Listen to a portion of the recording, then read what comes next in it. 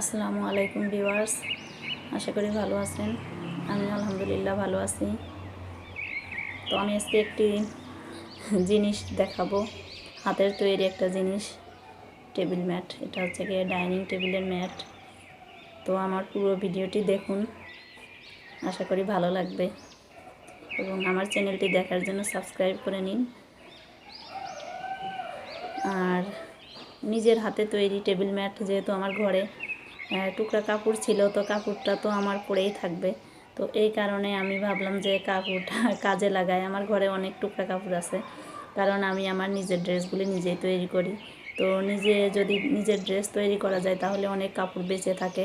তো এই কাপড়গুলো দিয়ে আমরা কাজে লাগাতে পারি। তো ঘরের অনেক কিছুই আমরা এই টুকরা কাপড়গুলো দিয়ে তৈরি করতে পারি। তো ভাবলাম যে আমি আমার প্লেটের ডাইনিং টেবিলে প্লেটের নিচে দেওয়ার জন্য কিছু টেবিল ম্যাট তৈরি করে নিই। কারণ আমি যখন প্লেটে ভাত খুলি তখন গরম ভাতের প্লেটের তাপে নিচের মানে টেবিলের নিচের যে ইয়েটা আছে, রেক্সিনটা আছে, ওটা নষ্ট হয়ে যায়। তো এই কারণে যদি প্লেটের নিচে একটা ম্যাট থাকে তাহলে আর ওই রেক্সিনটা নষ্ট হয় না। তো এই কারণে ভাবলাম যে দেখি একটু চেষ্টা করে পারি কি না। তো আমি আগে একটা কাগজ কেটে নিয়েছি। তো এই কাগজটার শেপে আমি কেটে নেব ভাঁজ দিয়ে, কাপড়টা আমি এখানে 4টা ভাঁজ দিয়েছি।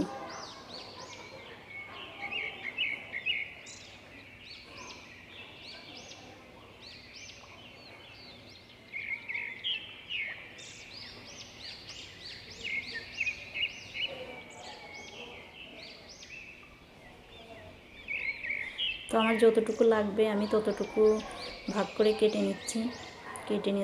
কেটে নিলে আলাদা করে কেটে নিলে তখন সুবিধা হয় কাটার জন্য, নইলে পুরাটা একসঙ্গে থাকলে বারবার পেঁচিয়ে যাবে, ঝামেলা হবে, কাপড় সরে যেতে পারে ভাঁজটা। এই কারণে আমি আমার যতটুকু লাগবে এক ভাঁজে আমি ততটুকু আগে কেটে নিলাম।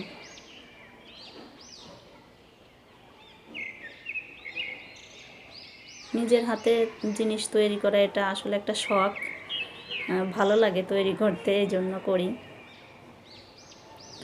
আর আমি ড্রেসগুলোও নিজে তৈরি করি, কারণ বাইরে টেইলার্সে দিলে আমার মনের মতো হয় না, ফিটিংটা ওইরকম হয় না। এই কারণে আর নিজে হাতে তৈরি করলে দেখা যায় যে আমার কোথাও কম বেশি হয়ে গেলে আমি আবার খুলে সেটা ঠিক করতে পারি। এই কারণে নিজের হাতে জিনিস তৈরি করাটার সুবিধা হলো গিয়ে এটা।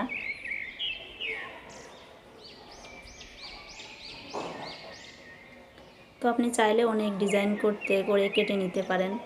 এটা আমি অনেকগুলো পাপড়ি করেছি, এখানে এই পাপড়িগুলো কমিয়েও দেওয়া যায়। এই যে আমি একবারে ডবল কেটেছি, কারণ আমার এটা জোড়া দেওয়া লাগবে, একটার সঙ্গে আরেকটা জোড়া দিয়ে আমার উল্টিয়ে নিতে হবে। এই কারণে আমি একসঙ্গে 2টা করে কেটে নিয়েছি। তো এভাবে আমি সবগুলি কেটে নিয়েছি, এখন সেলাই করব। তো দেখুন আমি কিভাবে সেলাই করি এবং কিভাবে এটা করি। কাপড়টা আমার সোজা করা ছিল, আমি ওটা উল্টিয়ে নিলাম। উল্টা পাশে আমি সেলাই করলে আমার যখন আমি কাপড়টা উল্টাবো তখন আমার সোজা পাশটা বেরিয়ে আসবে।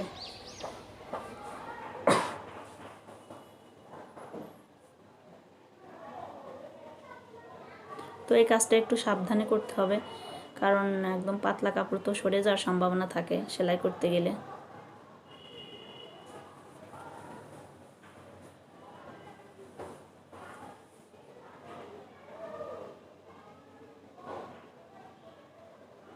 হাতের কাজটা একটা আর্ট এবং শখ, আমার তো খুবই শখ লাগে, কিন্তু সময়ের কারণে করতে পারি না। কারণ যেখানে নিজের হাতে সব কিছু করতে হয়, এই সংসারের কাজ, বাচ্চাদের সামলানো, তো সেখানে হাতের কাজ করার সময়টাও একটু কম পাওয়া যায়। তবে এরই মধ্যে আমাদেরকে সময় বের করে নিতে হয়। সময় বের করে নিয়ে করলে সময় অবশ্যই পাওয়া যায়।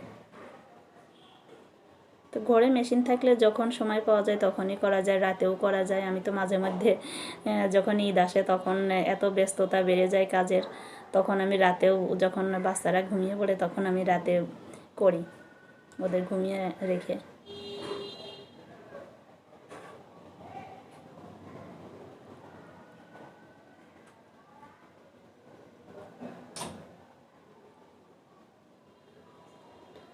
তো কাজটা আমি একদিনে শেষ করেছি, বেশি একটা সময় লাগেনি আমার, ঘন্টাখানেক 1 ঘন্টা মতো সময় লেগেছে করতে।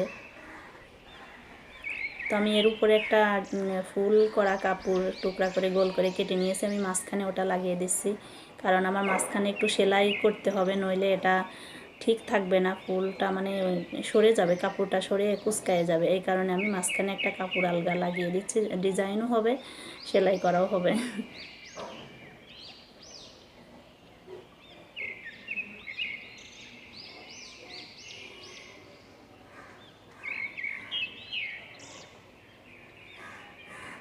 তো আমি ওইটা দুইটা পাটটা একসঙ্গে সেলাই করে আমি উল্টিয়ে নিয়েছি, নিয়ে সোজা করে নিয়েছি। আর এখন আমি একটা ফুলের শেপ দেবো এর মধ্যে। তো ক্যামেরায় অতটা বোঝা যাচ্ছে না, আমার সেলাইটা হলে আমি দেখাবো আমি কিভাবে ফুলটা করলাম। তো আমার এটা এমব্রয়ডারি মেশিন না, তারপরেও আমি চেষ্টা করছি এই মেশিনটা দিয়ে যতটা ডিজাইনে আনা যায় এটাই।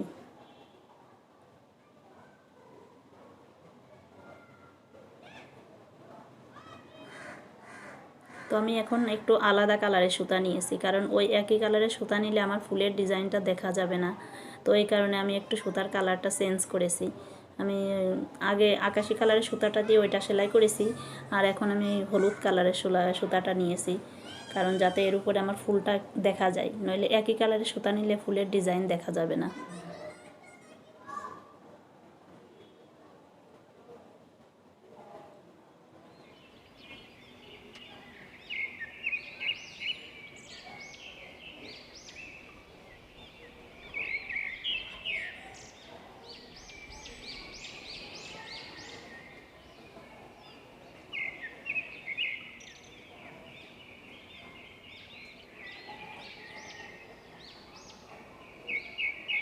মেশিনটা বারবার কাপড়টা ঘোরাইতে হয়, কারণ এর কাজটাই এরকম, ঘুরিয়ে ঘুরিয়ে বারবার সেলাইটা করতে হয়।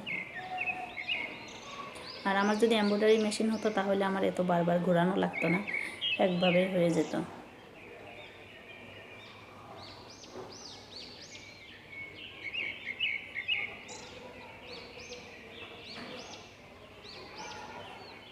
তো এই যে এইভাবে আমি সবগুলি করে নিয়েছি।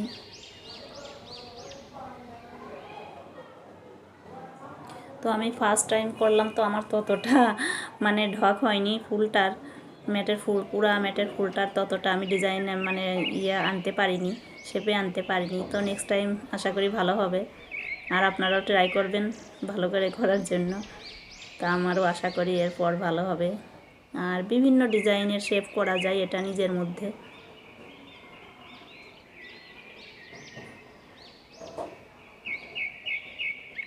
আর একটা টেবিল ম্যাট কিন্তু বেশি দিন যায় না, এটা প্রায়ই চেঞ্জ করা লাগে। এই কারণে নিজের হাতে তৈরি করলে এটা তো আর আমার খরচ পড়লো না। তো এভাবে নিত্য নতুন তৈরি করে নেওয়া যায়, মাঝে মধ্যে চেঞ্জ করে। আর একই জিনিস বেশি দিন ব্যবহার করতেও ভালো লাগে না, টেবিলে দেখতে সৌন্দর্য বাড়ে না। তো এই যে আমি কিভাবে ডিজাইন করলাম, আমার হয়ে গেছে সবগুলি। তো আমি তিনটা টেবিল ম্যাট আমার হয়েছে, আমার কাপড়ে যতটুকু ছিল ততটুকুতে আমার 3টা হয়েছে।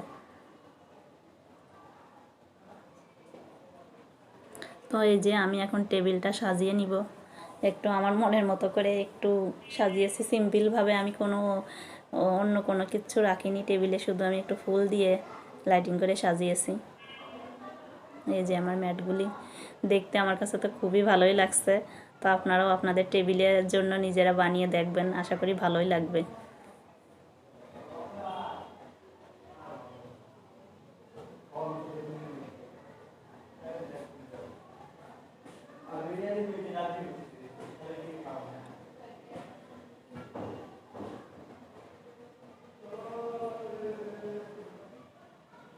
এই যে সিম্পল কিছু দিয়ে আমি ডেকোরেশন করেছি আমার টেবিলটা। আর গাছগুলোর মধ্যে মধ্যে লাইটগুলো দিয়েছি, মনে হচ্ছে গাছগুলোয় জোনাকি পোকা জ্বলছে, আমার কাছে খুবই ভালো লাগছে দেখতে। শাপলা ফুলের মধ্যে মনে হচ্ছে আলো জ্বলছে।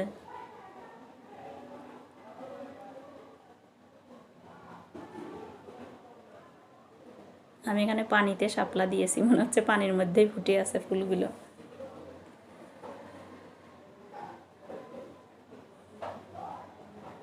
তো আমার ডেকোরেশনটা কেমন হলো অবশ্যই কমেন্টে জানাবেন। আর আমার চ্যানেলটি শেয়ার করবেন, ভালো লাগলে লাইক করবেন আর সাবস্ক্রাইব করতে ভুলবেন না।